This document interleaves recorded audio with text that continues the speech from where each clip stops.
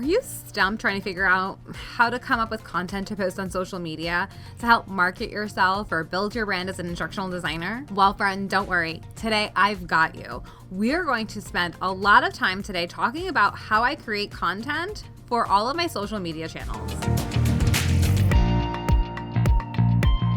Hey friends, my name is Vanessa Alzate, the founder and CEO of Anchored Training. And on this channel, we help aspiring instructional designers and e-learning developers, just like you, get off of the sidelines and get into the L&D game, and also build that L&D business. Content creation. It can be one of the hardest part of working on your business. Can seem very difficult to feel like you always have to come up with content. I won't lie, I get writer's block, and it really sometimes takes time for me to sit down and really think about what it is I want to talk about and how that fits into my business and how that fits into my whole marketing plan. So let's talk a little bit about how I create content. So first things first, I make it simple.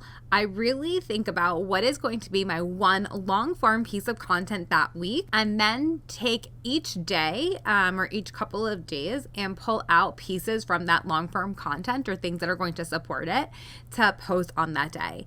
I went for a period thinking of creating content or brand new content every single day, and that just got to be way overwhelming. And honestly, it was not sustainable for the long haul. When you're so busy doing the work and you're so busy in the business, it is very difficult to stop your brain to come up with content every single day. It's also hard to stop and make time to be on social media. And so once I got this tip that I got actually from my YouTube strategist, Trina Little, to take my one long form piece of content and just split it out over the week, it made content creation a lot simpler, and it made the whole process a lot easier. And ever since then, it's just, I can fill up a whole month's worth of content in the matter of honestly an hour. So for example, this video. From this video, I will come up with likely an Instagram reel to post on my social media to accompany people and drive them to the video to learn more. I will also pull some of the key points and create a carousel post on it. And then we'll also use it for blogging purposes. So really taking the narration script or, the captions and rewriting it into a blog and posting it on the website. Now we are figuring out exactly where that's going to live, but that is another component that is coming up for us, right? Is putting that information up on the blog.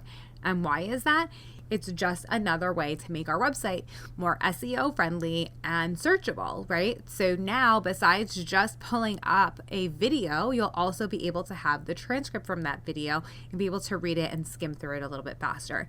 Some people don't want to sit down and watch a video, but they are interested in the content. So why not offer them a secondary way of watching my video and getting the content through a blog? So it makes it a lot simpler when you can just take that one cornerstone piece and then pull off different pieces from it. The other cool thing that you can do is you can also take your one full piece of content and pull out a direct quote that you said from it that really summarizes your thoughts about whatever it is that you're speaking about, and that can be a quote post right there. So right from that video, I really can have 4 or 5 pieces of content, and that fills up most of my content calendar right from there for the week. How do I even come up with the topics I'm going to even talk about is probably now what you're thinking. Let me give you a little bit of the behind the scenes of how I started and how I started creating content. When I started creating content, to be honest, I just started by writing a list of everything that I had questions about when I started in instructional design and when I started freelancing, and really when I started building the business side of freelancing, not just kind of picking up side gigs here and there. That was the beginning for a lot of my videos. And the reason that I did that was because it became content that was very easy for me to talk about, to write about. And it was something that I knew I was very passionate about. So I want you to stop and think, what is something that you love, that is you're so passionate about? And then write down all the questions you have about that topic or that you had about that topic when you first started learning about it. And likely there are others that have those same questions. So I want you to then go and answer them in whatever way, shape, or form that works for you. And that list, I want it to be things that you can talk about for hours and hours on end. And the reason for that is it becomes a lot easier for you to create content. And sometimes when you start to write content in that way, you start to realize that you're writing, like, let's say a blog post, and really in that one blog post, there's so many juicy points to it that you can really pull out 2 or 3 different blog posts, which just gave you out of that one, 3. So really starting there. Don't worry about a strategy. Don't worry about all of those things. What you want to be doing in the very beginning when you're starting to create content is just getting used to and in the habit of being consistent and in the habit of writing and in the habit of creation, because then that will build the habit.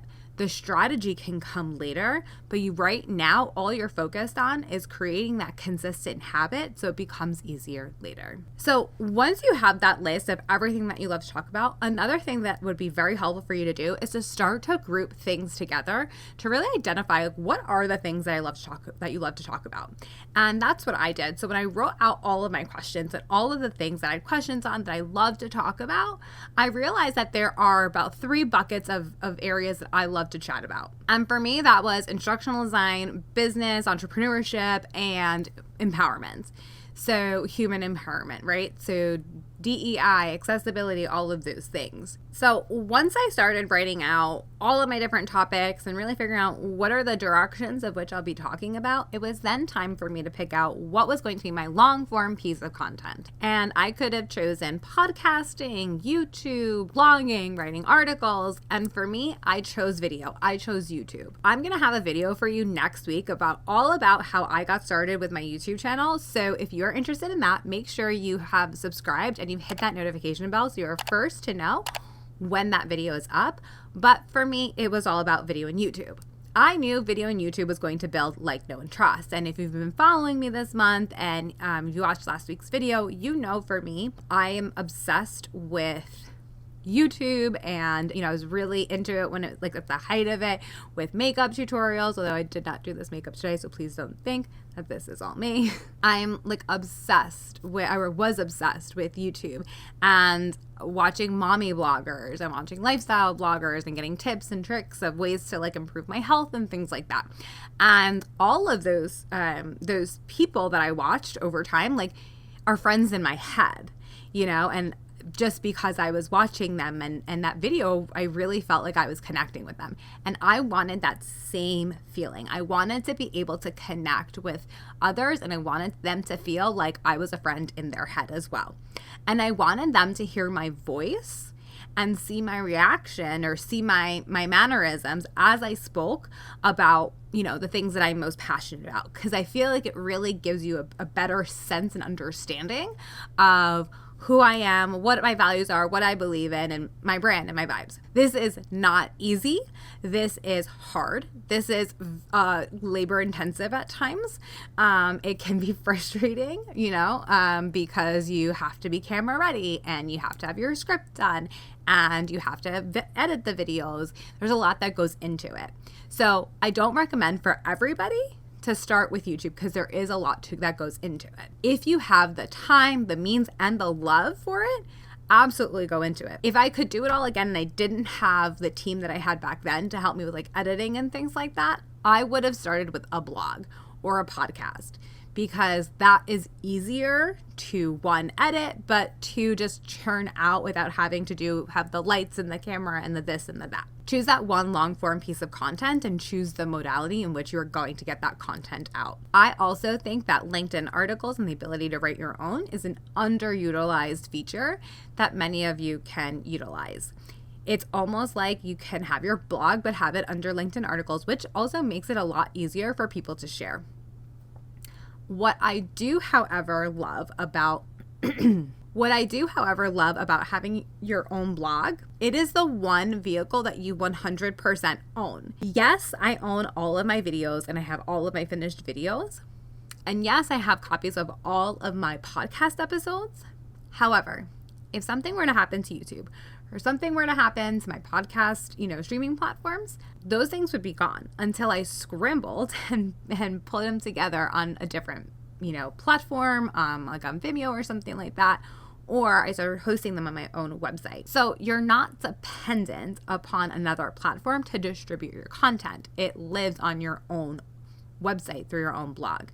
that is very powerful. I feel like blogging has kind of taken like a back seat to podcasting and YouTubing, but don't discount it because you really do own your own blog. You own the words. It's hosted on your own website. You're not hosting it on someone else's platform. And again, like I said, it's very searchable. And if you have that plus a video or a podcast, like it becomes double searchable when you add in that layer of a blog.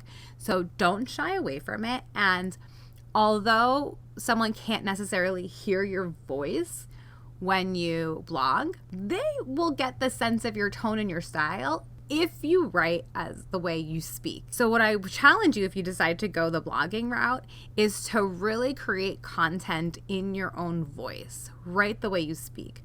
And the other reason I share that is because the great Seth Godin said it best. When you write like you're speaking, you never have writer's block. And I will tell you, it is 100% true. When I sit down to write, I will freeze. And it's not until I literally start talking in my head that the words start coming out of my fingertips and I'm able to like create my script for my YouTube videos or whatever the case may be. That's a long tangent about blogs, but I do think that it is an underutilized resource or not as popular as it once was.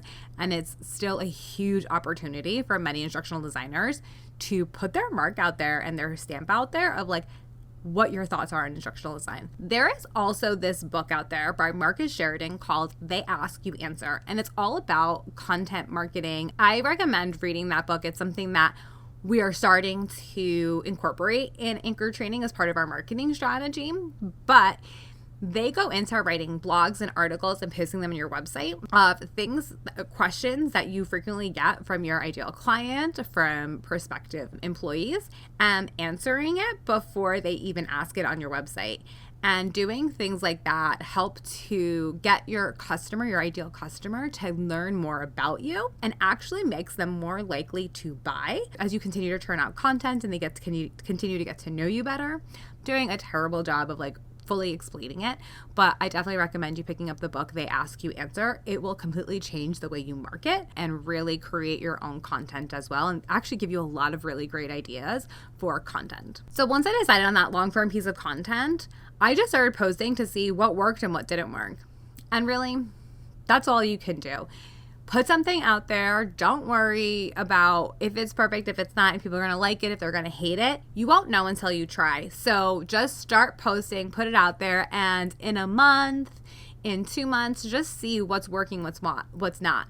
And also understand that just because something didn't work one time doesn't mean it's not going to work in the future. Like the algorithms get so crazy and sometimes things get picked up like weeks later, days later, whatever the case may be. So don't give up on something if you post it and it doesn't become a runaway hit. If you see that your audience isn't responding to something, then you might want to shift your strategy. After a few months of seeing what people responded to, what was working, what wasn't, what felt natural for me to be talking about, I started to work on doing more of that. So I don't typically plan my content for like the entire year. I go quarter by quarter because I do feel like 3 months is a really good chunk of time to understand what's working and what's not. I also find that if I am not 3 months ahead, I feel like I'm always chasing or always creating content or like always on this content hamster wheel. Being 3 months ahead makes me feel really good, really solid. Not everything will be done 3 months ahead, but I at least have, I know what I'm supposed to be talking about that month to then go in and fill up all of my content. After the first couple of months of trying this content posting, just start doing more of what you see people are responding to and what really aligns with your values and what makes you feel good. At the end of the day, none of this matters if you're trying to be someone that you're not. So only do create content that feels like it's aligned with you. So really quick, let me go speed through some of my tips for creating content really, really fast. Categorize some days. So for example, Mondays are typically Motivation Monday. So it'll be simple with a quote, some sort of inspirational post, and that'll be what we post on Monday. So once you start categorizing your days, it makes it a lot easier to know what you're going to fill in with that day. So maybe it's Mondays is, motivation. Tuesdays are tips. Wednesdays is Wacky Wednesday, some crazy idea. Thursdays is a throwback. And then Friday, you're just kind of having some fun. Keep a running list. Inspiration will strike literally anywhere. So having a list, the ability to write down a list, whether it's on your phone or you always keep like a little small notepad with you, having the ability to write down something in the moment will help you when you're actually sitting down to write your content. Don't overthink it. Again, just be you. If it's not aligned with who you are, it's not going to be a great fit. So again, the most important person you can be is you. People are going to love you for you. Not everything that you post also has to be original content. You can reshare articles that you're reading. You can post about a book that you just read that you thought that was interesting. You can reshare old content because no one's going to search through all of your content. So they probably have missed a few posts. And you know what? If they're seeing it again, oh well, it's just a refresher for them. So don't be afraid to go back into the archives and pull out oldies but goodies. And just to go with that, don't worry about being you.